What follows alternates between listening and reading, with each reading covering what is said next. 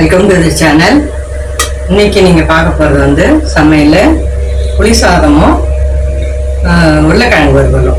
நீங்கள் ஃப்ரைடேன்றதுனால புளி சாதம் உருளைக்கிழங்கு வறுவல் எல்லாருக்கும் பிடிச்ச ஒரு சமையல். இன்னைக்கு எப்படி பண்ணுறேன்னு பாருங்கள். ஏற்கனவே எண்ணெய் ஊற்றி கொஞ்சம் வேர்க்கடலை போட்டிருக்கேன். இப்போ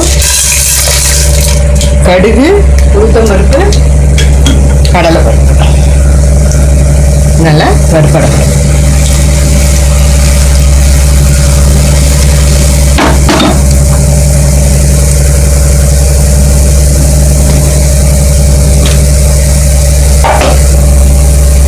இப்போ வந்து கொஞ்சம் மஞ்சள் தூள் வந்து ஒரு 1/2 டீஸ்பூன் போட்டுக்கோங்க.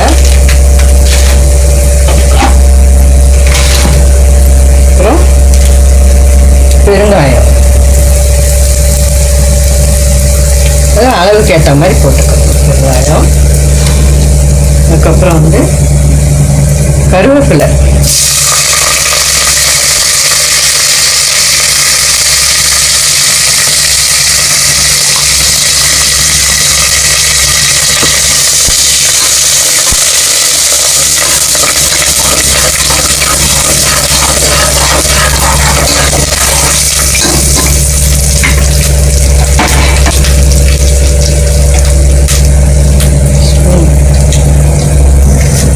வறுத்து அரைச்ச பொடி. இதில் வந்து தனியா, முழு தனியா, கொஞ்சம் மிளகு, கொஞ்சம் சீரகம், ஒரு 3 காஞ்ச மிளகாய், கொஞ்சம் கருவேப்பிலை, இதெல்லாம் போட்டு லேசாக வறுத்துட்டு அரைச்சி வச்சுக்கோங்க. எப்போ செய்தாலும் நமக்கு யூஸ் ஆகும். இப்போ நான் அந்த தூளை போட்டுக்கிறேன். இப்போ கொஞ்சம் போட்டுட்டு அதுக்கப்புறம் வேணும்னா நம்ம ஆட் பண்ணிக்கலாம், இல்லை தேவையில்லை அப்படின்னாலும். இப்போ நான் புளி வந்து நான் வந்து ஊற வைக்கலை, இது 1 பார்ட்ன்றதுனால இந்த அளவுக்கு புளி வந்து நான் போட போகிறேன். போட்டு தண்ணி ஊற்றிட்டா அது டிசால்வ் ஆகிடும். இல்லை எனக்கு கரைச்சி தான் பிடிக்கும் அப்படின்னா கரைச்சி போட்டுக்கோங்க. நம்ம துவையலுக்கெல்லாம் போடுற மாதிரி நான் இதில் போட்டுருவேன். அது அப்படியே டிசால்வ் ஆகிடும் அந்த புளி. இப்போ வந்து நம்ம தண்ணி ஊற்றிக்கலாம்.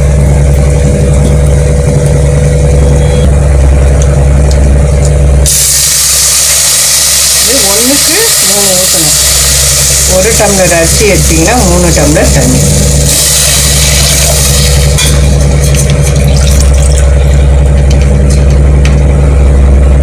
இப்போ அதுக்கேற்ற உப்பு, எவ்வளோ அளவு அதுக்கேற்ற உப்பு போட்டுக்கணும்.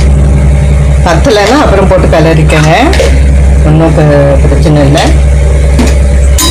நான் வந்து சாதம் வந்து இதுலேயே தான் போட போகிறேன்.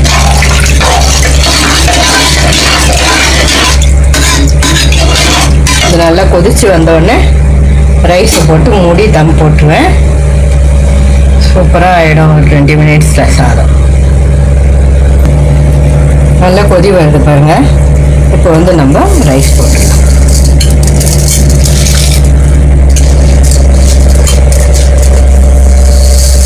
இந்த பொடி வந்து திரும்பவும் ஒரு தடவை சொல்கிறேன். தனியாக கொஞ்சம் மிளகு, சீரகம், வெந்தயம், கருவேப்பிலை, இதுதான் நான் வந்து இன்றைக்கி போட்டு அரைச்சிருக்கேன். லேசாக வறுத்துட்டு அரைச்சி வச்சுக்கோங்க. இன்னொன்று, சில பேர் வந்து கடலைப்பருப்பும் இது எள்ளு இது போட்டும் வந்து கூட கொஞ்சம் போட்டு வறுத்து வச்சுக்குவாங்க. அந்த மாதிரி விருப்பப்படுறவங்க 1 ஸ்பூன் எள்ளு, 1 ஸ்பூனு கடலைப்பருப்பு போட்டு வறுத்து வச்சுக்கோங்க.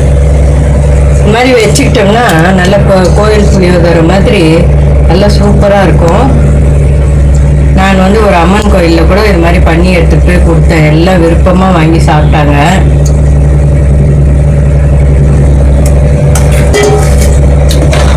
இப்போ வந்து சாமிக்கு பண்ணுற மாதிரி இருந்தால் நம்ம எதுவும் பார்க்க முடியாது. நம்ம வீட்டுக்குன்றதுனால இப்போ நம்ம எல்லாம் கரெக்டாக இருக்கான்னு பார்த்துக்கலாம். ரைஸ் போட்டாச்சு.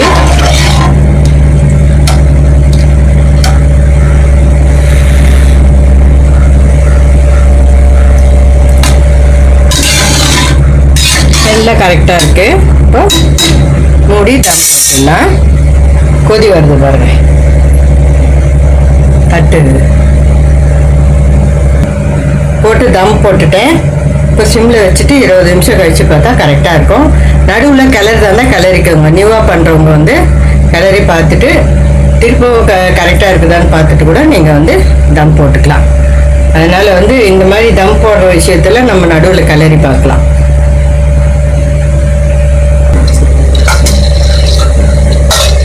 இப்போ உருளைக்கிழங்கு வருது. இது வந்து பேன் போட்டு எண்ணெய் ஊற்றிருக்கேன்.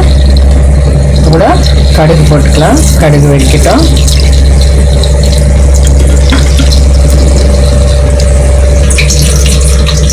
இப்போ வந்து கடுகு பொரிஞ்சிருச்சு. வெங்காயம், தக்காளி, இதோட வந்து துருவன இஞ்சி, கொஞ்சம் பூண்டு, கருவேப்பிலை.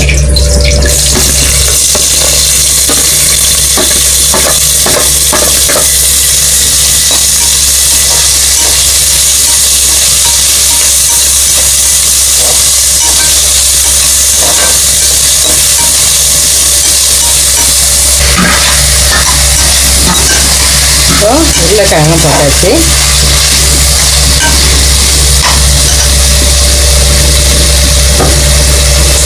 மஞ்சள்தூள் ஒரு 1/2 டீஸ்பூன் போட்டுக்கோங்க.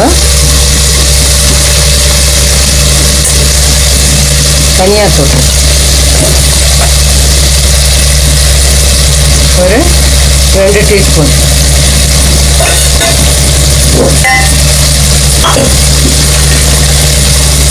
வெறும் மிளகாத்தூள் வந்து நான் ரொம்ப கொஞ்சமாக தான் போட போகிறேன். ஒரு 3/4 டீஸ்பூன்.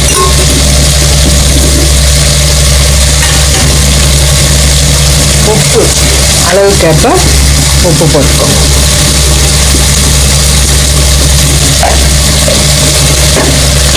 இதை வந்து நம்ம மசாலா வாங்கிட்டு தண்ணி ஊற்றி வச்சுக்கணும். ஏன்னா இது உருளைக்கிழங்கு வந்து நான் வேக வைக்கல, அப்படியே டைரெக்டாக தான் தாளிக்கிறேன்.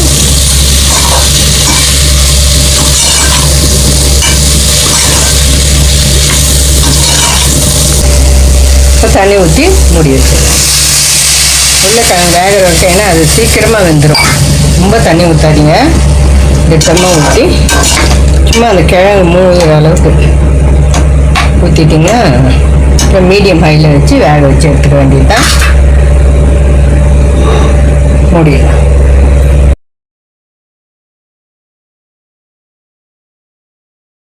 ரெடி ஆயிடுச்சு.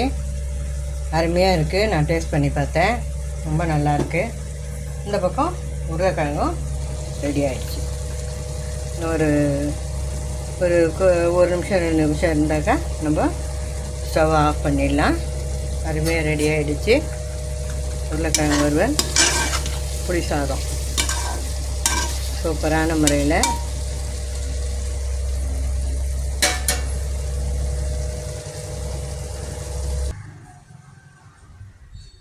சமையல் பார்த்துருப்பீங்க, நல்லா சூப்பராக வந்திருக்கு.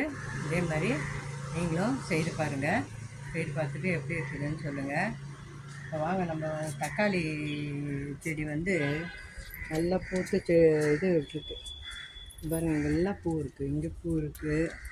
தக்காளி வந்து ஓகே, இங்கே தக்காளி அர்த்தம். அப்புறம் வந்து இந்த சைடு இந்த குட்டி குட்டியாக இருக்குது இந்த சைடு. அப்புறம் கீழே இருக்குது, கீழே தக்காளி பண்ணலான்ட்டு நட்டுட்டு வந்தேன்.